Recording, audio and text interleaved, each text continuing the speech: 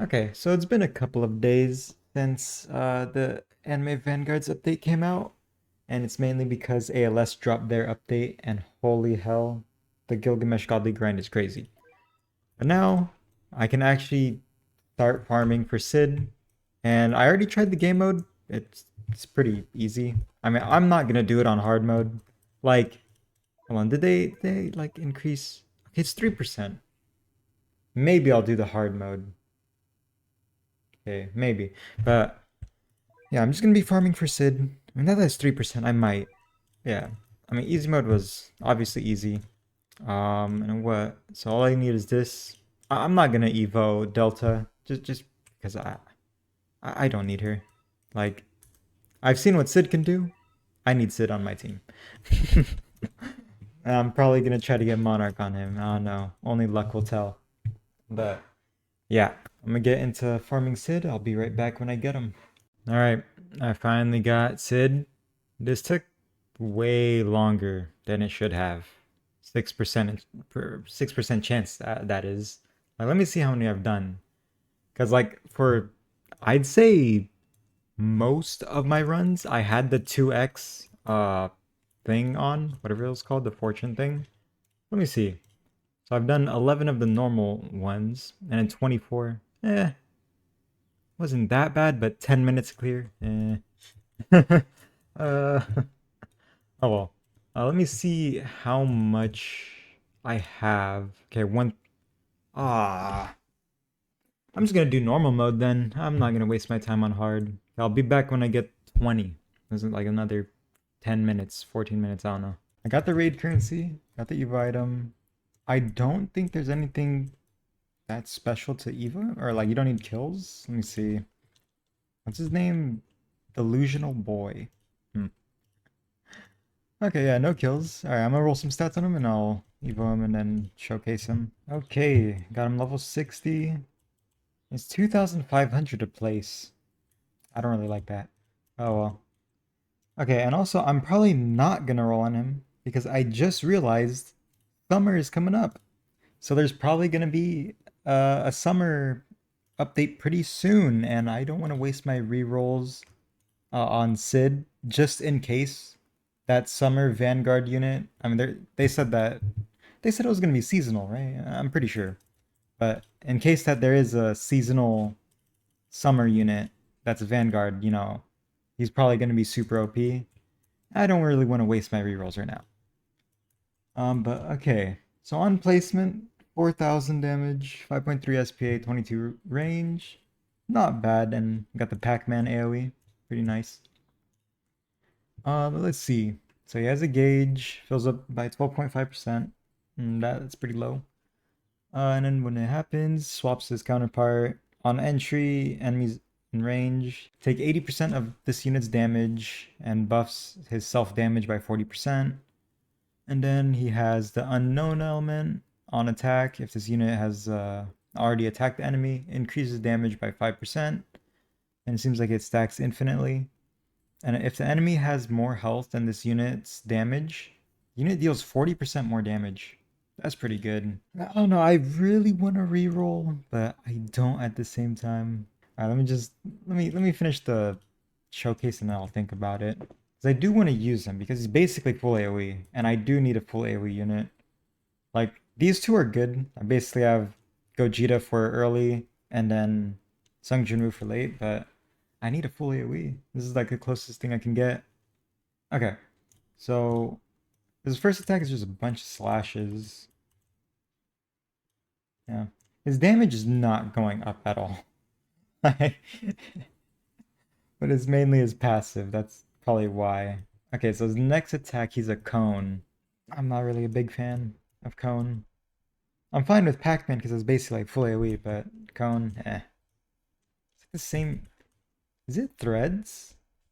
I don't watch Eminence of the Shadow, so I don't really know what he can do. All I know is the I am atomic. That's like the only thing he's known for, if I'm gonna be honest. And his last attack, it's just a wider cone.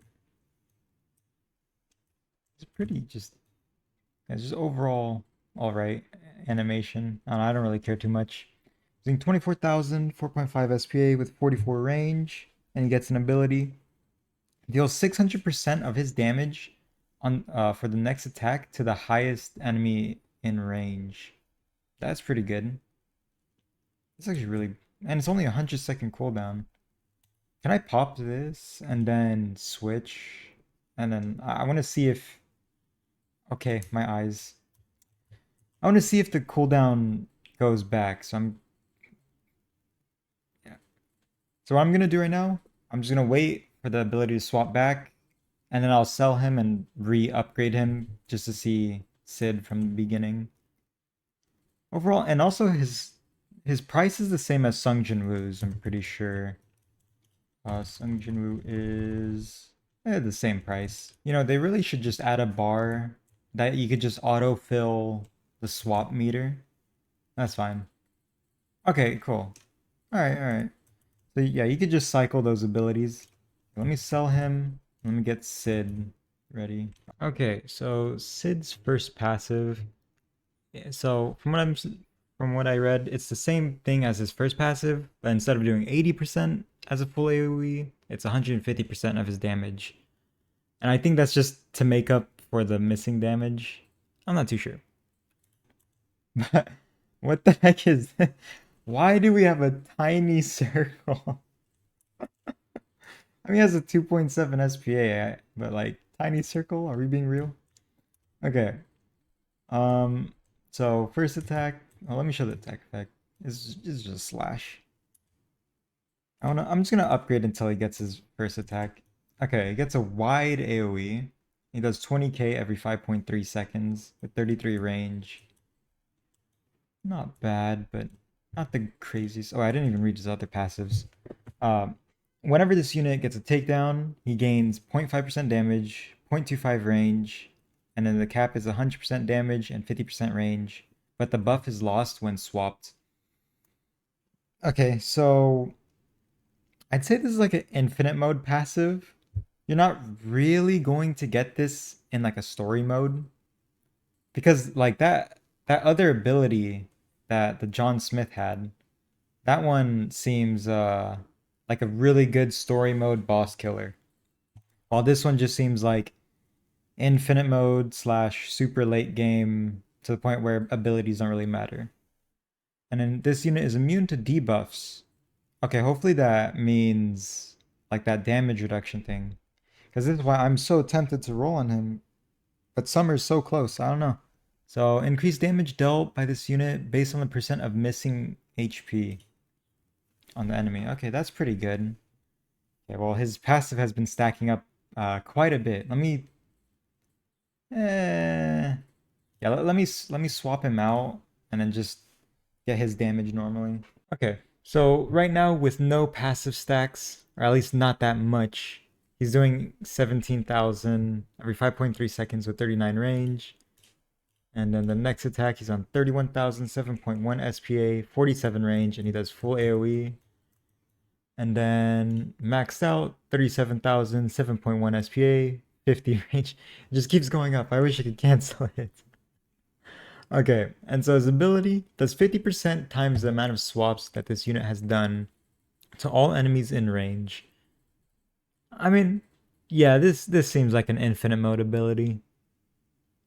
Yeah, so what I'd say, this form, the shadow form, is infinite mode, while John Smith is like the story mode form. But I mean he's good, but now just like looking at it, I'm like, I'd rather not spend my rerolls. Because let me swap back to his full AoE. I mean, it's definitely not bad. Because, yeah, I mean, here, how much does he get? He gets double damage, so he'll end up doing 60k. And he's a 3 placement, so I guess for now, I'm not really going to roll on him. Let me see what his ability looks like. Yeah, I am atomic.